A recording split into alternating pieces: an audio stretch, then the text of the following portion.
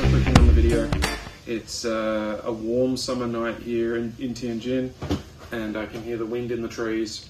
I don't know how long the trees will be there for. I'm worried they're going to cut them any day now. But look, thanks for clicking on the video. Today I want to talk about all the different ways that I've been building an income in the last few months, and just go through them one at a time. So the most important one and the most consistent one is the university I work for, and they provide me with a visa and health insurance, and yeah, that's pretty much what they do. But yeah, that's consistent income. The other things that I've been doing recently that I want to talk about is, for example, proofreading, which has been quite interesting. I've done some proofreading about CSR, corporate social responsibility in Chinese sport. I had to read somebody's thesis, and basically it's all official. There were stamps and everything, and I had to sign a document, and just looking for errors and trying to improve the clarity of it, and that was really cool. And then I did one about Chinese ceramics, which was really interesting, and I actually learned a lot about the ceramics industry and the history of ceramics in China, so that was quite cool. And another thing that I've been doing a little bit more of is like special events kind of things. So I went to like HSBC Bank, taught a class there, and you know, the bank is trying to attract customers, and I guess I was a part of that, but almost like a white monkey job, but not quite. I wouldn't categorize it like that. And the electric car testing, I'm doing some more of that next week. Hopefully going to be testing the trucks. They told me that there's a possibility I'll be test driving a truck, so that's pretty cool. Now, what's happening in China ESL? There are rumors that the learning centers, like the training centers, are going to be reopening. So if that happens or not, I'm not sure about that, but that's what some people have been telling me. We'll see what happens, I guess. I'm kind of like personally, I don't know, I'm a little bit indifferent to it, because I've got like a very small number of students that I teach, and like, yeah, I just don't really relish the thought of going into a training center and just being a part of like more of a corporate type environment anymore. I'm just not that interested in it, but we'll see. There's a couple of there's one particular training center I was trying to work for, but we had a dispute about my pay during the time of COVID. Like, I did some work for them on like Christmas Eve, and I taught a class on Christmas Day, and then they didn't end up paying me until like February, so I was really angry with them because of the, you know, whole Christmas thing.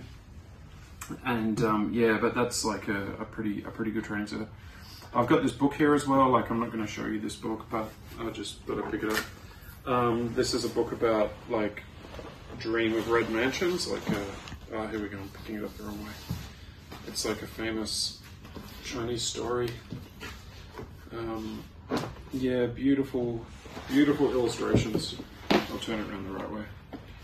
Yeah, beautiful illustrations, and yeah, these are the original illustrations it came out with. So yeah, if you really want to kind of learn about the Chinese people and the Chinese mind, you know, you sort of like, yeah, you want to pick up a book like this and kind of get into it, and you know, find out what their dreams are like, and all that kind of thing. So I thought that was really terrific. And in the title of this video, there is something about Laowhy86, and you know, like, look, what he's continuing to do is basically tease Chinese people, and it's just really immature. China's a big country. There's always going to be somebody doing something that you can sort of think, well, that's just crazy, and Chinese people think it's crazy too. But if he looks at what's happening in his own country, I mean, the teachers there are teaching kids that man or a woman, I mean, it's all in your mind. I'm not like a crazy, like, obsessive person about this kind of thing, but I think, like most people, believe that that stuff's gone a bit too far. But you know what? I love America and I love Americans. I'm not going to run around teasing them about X, Y, and Z. And I just wish that he would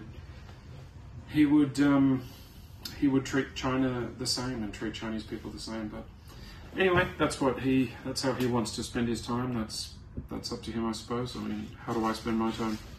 I spend my time, you know, doing things that he probably wouldn't be interested in. But anyway, and yeah, visas and stuff. So there was rumors that everyone was going on to 6-month visas, but I've been told that I'm getting a visa until my passport runs out, which is March next year, which is annoying because passports, like, you know, I mean, it's still good. It's still a good document. Like, I don't want to have to go to Beijing and like get another one, but it seems like that's obviously what I'll have to do.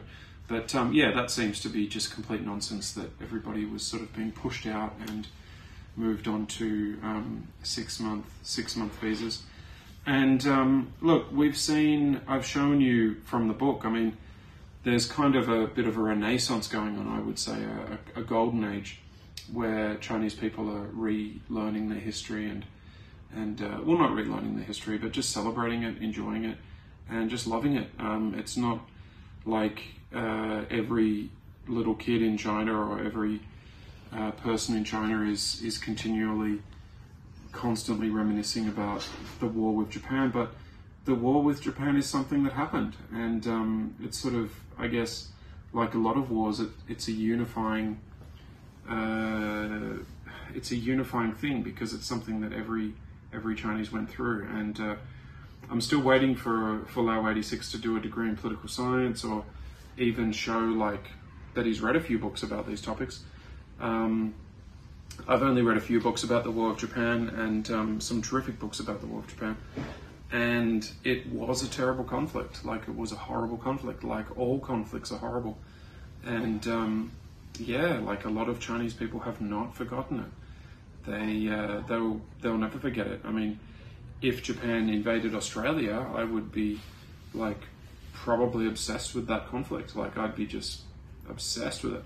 I recently read a book by George Orwell, or an essay by George Orwell about nationalism, and it really drove home to me just how ideas like nationalism are so suited to the male brain and how the male mind works. This kind of like analytical problem-solving type machine that men typically have, but that women also have. I wouldn't ever say that women can't do this or whatever, but anyway.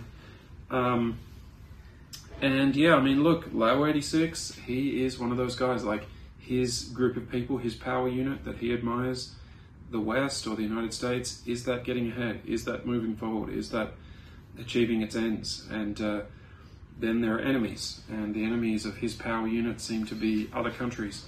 That's one way of looking at the world. I mean, you can look at the world in so many different ways, but the nationalist, one of the criteria for being a nationalist in Orwell's book, and that, which is different to being a patriot, he makes a distinction between the two. But one of the criteria for being a nationalist is obsession. It's outright obsession.